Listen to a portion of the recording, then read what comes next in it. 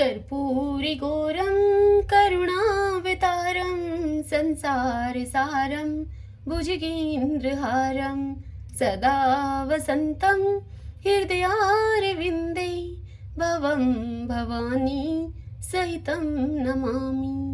भवं भवानी सहितं नमामि। श्री शिवाय नमस्तोभ्यम। आप सुन रहे हैं शिव महापुराण कथा रुद्र संहिता के पंचम खंड युद्ध से। आज की कथा में हम सुनेंगे सर्वदेव में रथ का वर्णन, शिवजी का उस रथ पर चढ़कर युद्ध के लिए प्रस्थान करना, उनका पशुपति नाम पड़ने का कारण, शिवजी के द्वारा गणेश जी का पूजन और त्रिपुर दाह, मैं दानव का त्रिपुर से जीवित बच निकलना। आज के दिन हम इस कथा को सुन रहे हैं, तो आइए सर्वप्रथम भगवान शंकर और माता पार्वती का ध्यान करते हुए सभी बोलिए श्री शिवाय नमस्तोभ्यम। शिव पुराण की इस कथा को सुनाते हुए ब्रह्मा जी नारद जी से कहते हैं कि हे पुत्र नारद, युद्ध खंड की कथा को सुनते हुए सनत कुमार जी से व्यास जी ने पूछा। व्यास जी ने कहा, हे शव पर्वत सनत कुमार जी, आपकी बुद्धि बड़ी ही उत्तम है, आप सर्वज्ञ हैं। हे तात, आपने परमेश्वर शिव की जो कथा सुनाई है वह अत्यंत अद्भुत है।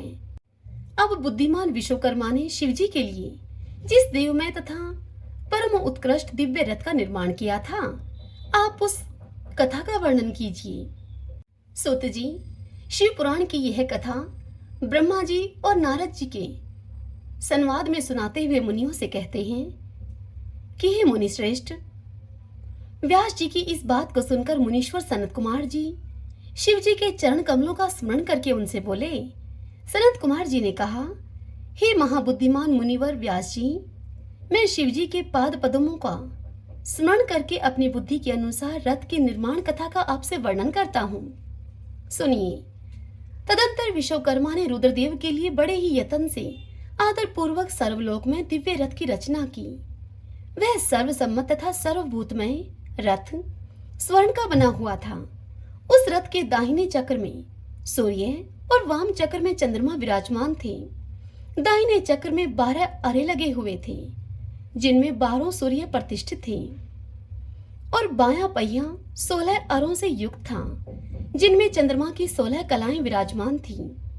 उत्तम व्रत का पालन करने वाले हे विप्रेंद्र, अश्विनी आदि सभी 27 नक्षत्र भी उस वाम चक्र की ही शोभा को बढ़ा रहे थे। हे विप्रश्रेष्ठ, 6 ऋतुएं उन दोनों पहियों की नेमी बनी। अंतरिक्ष रथ का अग्रभाग हुआ और मंदराचल ने रथ की बैठक का स्थान ग्रहण किया। उद्याचल और अस्ताचल ये दोनों उस रथ के कुबर हुए। महामेरु अधिष्ठान हुआ और शाखा पर्वत उसके आश्रय स्थान हुए। संवत्सर उस रथ का वेग, उत्तरायण और दक्षिणायन दोनों उस रथ के लोहधारक हुए। मुहूर्त उस रथ का बंधुर यानी के रसा हुए। कलाएं उसके कीले हुई। काष्ठाएं उसका घोड़ा यानी के नासिका रूप अग्रभाग हुआ। क्षण अक्षदंड, निमेष अनकर्ष यानी के नीचे का काष्ठ और लव ईशान दंड हुए। धूलोक इस रथ का वरुथ यानी के ऊपरी पर्दा और स्वर्ग तथा मोक्ष ध्वजाएं हुई। अभर्मु यानी के ऐरावत की पत्नी और कामधेनु जुए के अंतिम छोर पर स्थित हुए। अव्यक्त अर्थात प्रकृति उस रथ का ईशादंड, बुद्धि नड़वल, अहंकार कोना और पंचमहाभूत उसका बल थे। हे मुनिश्रेष्ठ, इंद्रियां उसे चारों ओर से विभूषित कर रही थी और श्रद्धा उस रथ की चाल थी। उस समय वेदों के 6 अंग ही उसके भूषण और पुराण, न्याय, मीमांसा तथा धर्मशास्त्र उपभूषण हुए। संपूर्ण शुभ लक्षणों से युक्त बल संपन्न श्रेष्ठ मंत्र घंटा के स्थानापन्न हुए और वर्ण तथा आश्रम उसके पाद बने। सहस्त्र फनों से सुशोभित शेषनाग बंधन रज्जु हुए और दिशाएं तथा उपदिशाएं उसके पाद बनी। पुष्कर आदि तीर्थों ने रतन जटित स्वर्ण में पताकाओं का स्थान ग्रहण किया और चारों समुद्र उस रथ के आच्छादन वस्त्र बने। गंगा आदि सभी श्रेष्ठ सरिताओं ने सुंदर स्त्रियों का रूप धारण किया और समस्त आभूषणों से विभूषित होकर, हाथ में चंवर लेकर यत्र तत्र स्थित होकर वे रथ की शोभा को बढ़ाने लगी। आवह आदि सातों वायुओं ने उत्तम सोपान का काम संभाला। लोकालोक पर्वत, उसके चारों ओर का उप सोपान और मानस आदि सरोवर उसके सुंदर बाहरी विषम स्थान हुए। सारे वर्षाचल उसके चारों ओर के पाश बने और नीचे के लोकों के निवासी उस रथ का तलभाग हुए। देवादिदेव भगवान ब्रह्मा लगाम पकड़ने वाले सारथी हुए और ब्रह्मा दवैत ओमकार उन ब्रह्मादेव का चाबुक हुआ। आकार ने विशाल छत्र का रूप धारण किया। मंदराचल पार्श्वभाग का दंड हुआ।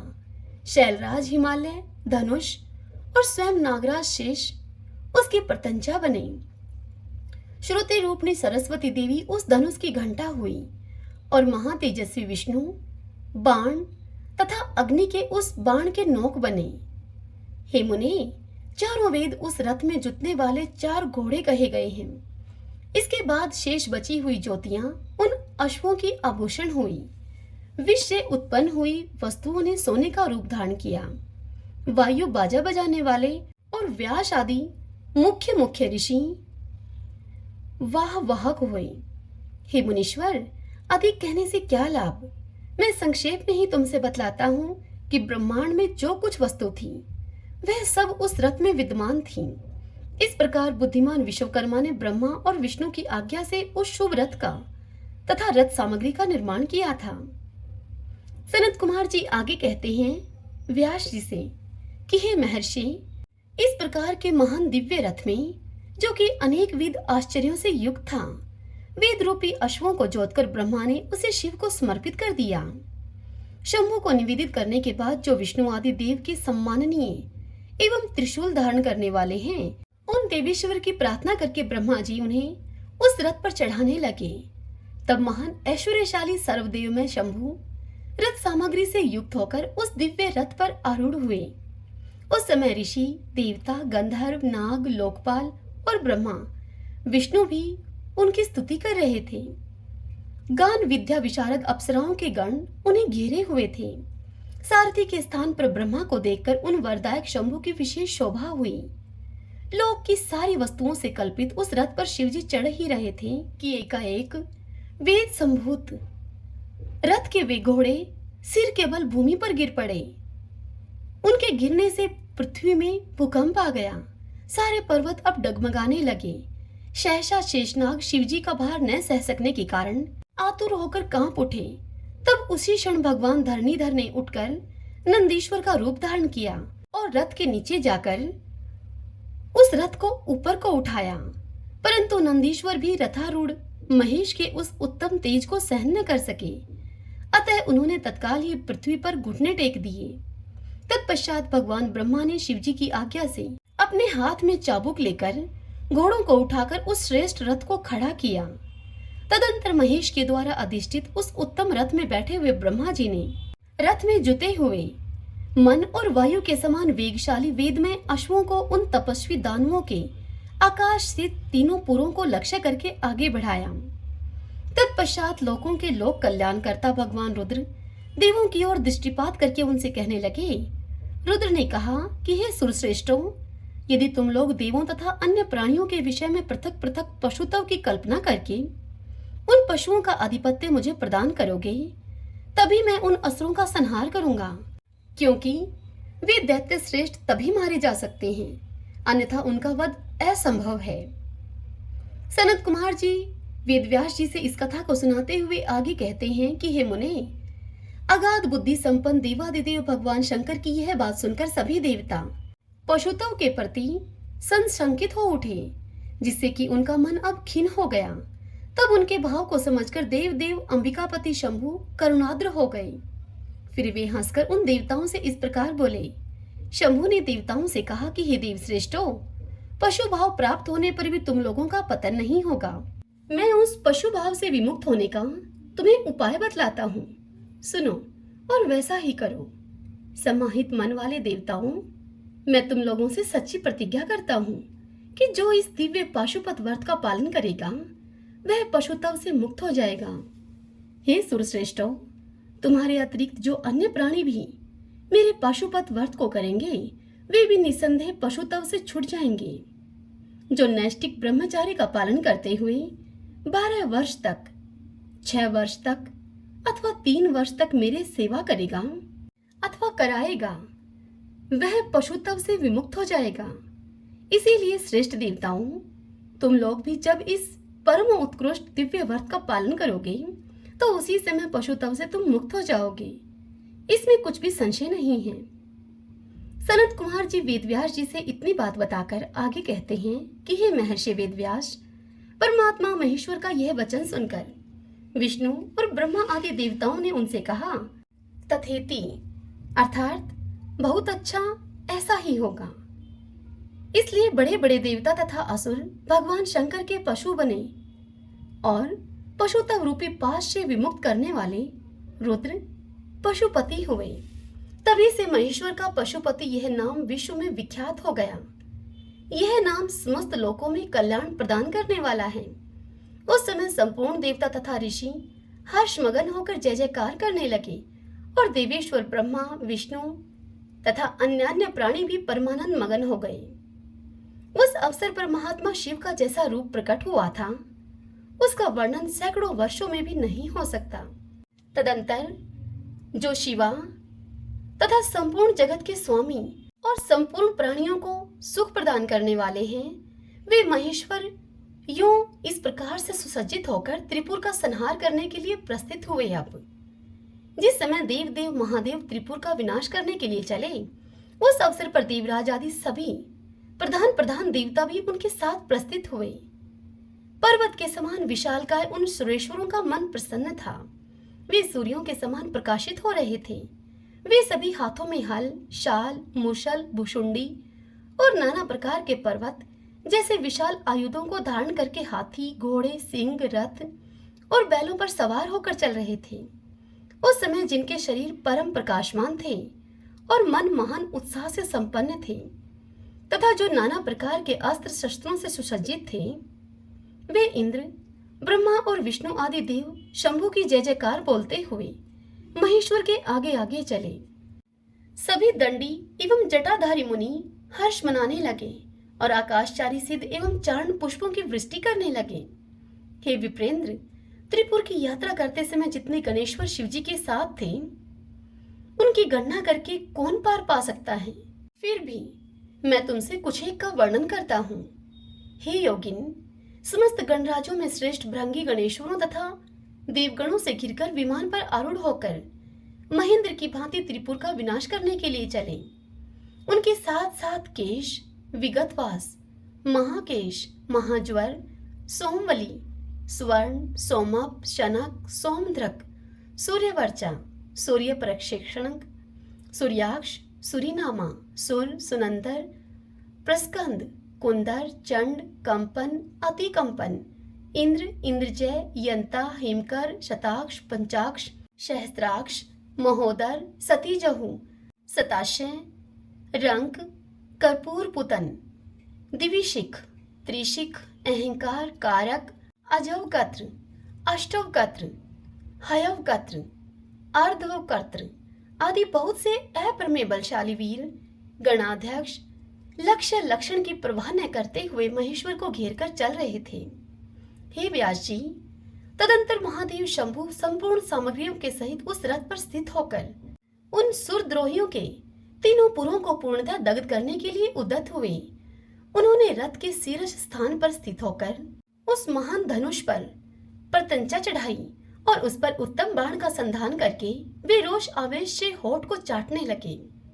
फिर धनुष की मूठ को दृढ़ता पूर्वक पकड़कर और दृष्टि में दृष्टि मिलाकर वे वहां अचल भाव से खड़े हो गए। परंतु उनके अंगूठे के अग्र भाग में स्थित होकर गणेश निरंतर पीड़ा ही पहुंचाते रहे, जिससे कि वे तीनों पुर त्रिशूलधारी शंकर का लक्ष्य नहीं बन सके। तब धनुष बांधारी मंजूकेश विरूपाक्ष शंकर ने परम शोभन आकाशवाणी सुनी। उस व्योम वाणी ने कहा कि ऐश्वर्यशाली हे जगदीश्वर, जब तक कि आप इन गणेश की अर्चना नहीं कर लेंगे, तब तक इन तीनों पुरों का संहार नहीं कर सकेंगे। तब ऐसी बात को सुनकर अंधकासुर के निहंता भगवान शिव ने भद्रकाली को बुलाकर गजानन का पूजन किया। जब हर्षपूर्वक विधि विधान के सहित अग्रभाग में स्थित उन विनायक की पूजा की गई, तब वे प्रसन्न हो गए। फिर तो भगवान शंकर को उन तारक पुत्र महामनस्वी दैत्यों के 3 नगर, उन तीनों नगर तथोक्त रूप से आकाश में स्थित दिखाई पड़े। इस विषय में कुछ लोग ऐसा कहते हैं कि जब शिवजी स्वयं स्वतंत्र प्रब्रह्मा सगुण निर्गुण सबके द्वारा अलक्ष्य स्वामी परमात्मा निरंजन पंचदेव में पंचदेवों के उपास्य और परात्पर प्रभु हैं, वे ही सबके उपास्य हैं, उनका उपास्य कोई नहीं है, तब सबके वंदनीय परब्रह्मा स्वरूप उन देवेश्वर महेश्वर के विषय में यह बात उचित नहीं जान पड़ती कि उनकी कार्य सिद्धि अन्य की कृपा पर अवलंबित हो। परंतु हे मुनि वेदव्यास, उन देवादिदेव वरदानी महेश्वर के चरित्र में लीलावश सब कुछ घटित हो सकता है। अस्तु, इस प्रकार जब गणाधिपक का पूजन करके महादेव जी स्थित हुए, तब वे तीनों पुर कालवश शीघ्र ही एकता को प्राप्त हो गए। हे मुने, उन त्रिपुरों के परस्पर मिलकर एक हो जाने पर महान आत्मबल से संपन्न देवताओं को महान हर्ष हुआ। तब संपूर्ण देवगण सिद्ध और ब्रह्म ऋषि अष्टमूर्तिधारी शिव की स्तुति करके उच्च स्वर से जय जयकार करने लगे। उस समय ब्रह्मा और जगदीश्वर विष्णु ने कहा कि हे महेश्वर, तारक के पुत्र उन त्रिपुर निवासी दैत्यों के वध का समय भी आ गया है। हे विभो, इसीलिए ये पुर एकता को प्राप्त हो गए हैं। अतः हे देवेश, जब तक ये त्रिपुर उन्हें विलग हो, उससे पहले ही आप बाण छोड़कर इन्हें भस्म कर डालिए और देवताओं का कार्य आप सिद्ध कीजिए। हे मुनि वेदव्यास, तदंतर शिवजी ने धनुष की डोरी चढ़ाकर उस पर पूज्य पाशुपत अस्त्र नामक बाण का संधान किया और उसे वे त्रिपुर पर छोड़ने का विचार करने लगे। शंकर जी ने जिस समय अपने अद्भुत धनुष को खींचा था, उस समय अभिजीत मुहूर्त चल रहा था। उन्होंने धनुष की टंकार तथा दुशह सिंहनाद करके अपना नाम घोषित किया और उन महाअसुरों को ललकार कर करोड़ों सूर्यों के समान प्रकाशमान उस भीषण बाण को उन पर छोड़ दिया। तब जिसके नोक पर अग्निदेव प्रतिष्ठित थे और जो विशेष रूप से पाप का विनाशक तथा विष्णुमय था, उस महान जाज्वल्यमान शीघ्रगामी बाण ने उन त्रिपुर निवासी दैत्यों को दग्ध कर दिया। तत्पश्चात वे तीनों पुर भी भस्म हो गए और एक साथ ही चारों समुद्रों रूपी मेखला वाली भूमि पर गिर पड़े। उस समय शिवजी की पूजा का अतिक्रमण कर देने के कारण सैकड़ों दैत्य उस बाण स्थित अग्नि से जलकर हाहाकार मचा रहे थे। जब भाइयों के सहित तारकाक्ष जलने लगा, तब उसने अपने स्वामी भक्त वत्सल भगवान शंकर का स्मरण किया और मन ही मन महादेव को देखकर परम भक्ति पूर्वक नाना प्रकार से विलाप करता हुआ वह उनसे कहने लगा। तारकाक्ष बोला, हे भाव, आप हम पर प्रसन्न हैं, यह हमें ज्ञात हो गया है। इस सत्य के प्रभाव से आप फिर कब भाइयों के सहित हमको दग्ध करेंगे? हे भगवान, जो देवता और असुरों के लिए अप्राप्य है, वह आपके हाथ से मरण रूप दुर्लभ लाभ हमें प्राप्त हो गया है। अब जिस जिस योनि में हम जन्म धारण करें, वहां उस जन्म में हमारी बुद्धि आपकी भक्ति से भावित रहे। हे वेदव्यास जी, इस प्रकार से वे दैत्य विलाप ही कर रहे थे कि शिवजी की आज्ञा से उस अग्नि ने उन्हें अद्भुत रीति से जलाकर राख की ढेरी बना दिया। हे व्यास जी, और भी जो बालक और वृद्ध दानव थे, वे शिव आज्ञा के अनुसार उस अग्नि के द्वारा शीघ्र ही जलकर भस्म हो गए। यहाँ तक कि उन त्रिपुरों में जितनी स्त्रियां और पुरुष थे, वे सब के सब उस अग्नि से उसी प्रकार दग्ध हो गए जैसे कि कल्पांत में जगत भस्म हो जाता है। उस समय उस भीषण अग्नि से कोई भी स्थावर जंगम बिना जले नहीं बचा, किंतु असुरों का विश्वकर्मा अविनाशी मैं बच गया, क्योंकि वह देवों का अविरोधी शंभु के तेज से सुरक्षित और सद्भक्त था। विपत्ति के अवसर पर भी वह मैं महेश्वर का शरणागत बना रहता था। जिन दैत्यों तथा अन्य प्राणियों का भाव अभाव तथा कृत अकृत के प्राप्त होने पर नाशकारक पतन नहीं होता, वे विनाश से बचे रहते हैं। इसीलिए सत्पुरुषों को अत्यंत संभावित उत्तम कर्म के लिए प्रयत्न करना चाहिए, क्योंकि निंदित कर्म करने से प्राणी का विनाश हो जाता है। अतः गर्हित कर्म का आचरण भूलकर भी न करें।